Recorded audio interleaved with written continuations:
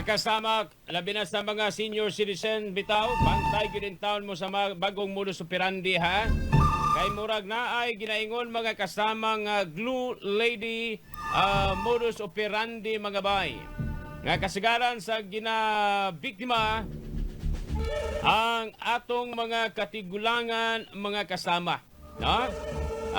Ang mga glue ladies, mga miyembro kini sa sindikato nga mang pambiktimahon mao ang mga senior citizens nga mag-withdraw o kwarta sa automated teller machine kung ATM. Onya,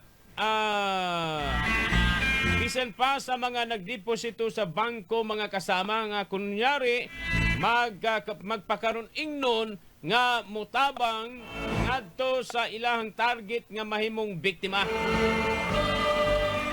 Onya mga kasama, magbutang matutpag straight bar na hinimo sa gahi nga plastic nga fiberglass o steel sa mga ATM booth ang kining mga suspect mga kasama.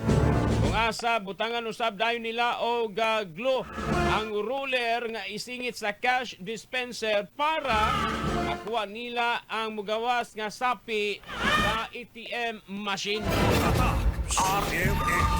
So, bantay mo niya na, ha, kay delikado na.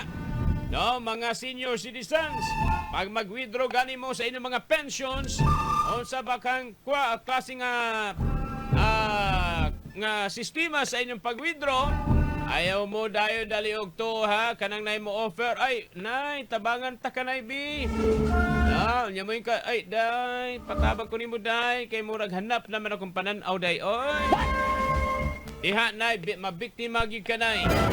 No, mas mayo kung mag-deposito ka kwarta o mag-withdraw kwarta sa ATM, magpakuyog gyud ka o sa imuhang apo or sa imong anak para dili ka mahimong target o potential target sa mga miyembro sa sindikatong mga tapulan nga ginatawag karon nay o glue ladies. RadyoMaN Kuskos Batikos. Sa bagay, dito sa Dakbayan sa Davao, pa may ingon nga na biktima ng glue ladies mga kasama, no? Pero nanay pipila ka mga senior citizens na biktima sa lain nga pamaagi sa sinindikatong binuhatan. RadyoMaN Kuskos Batikos.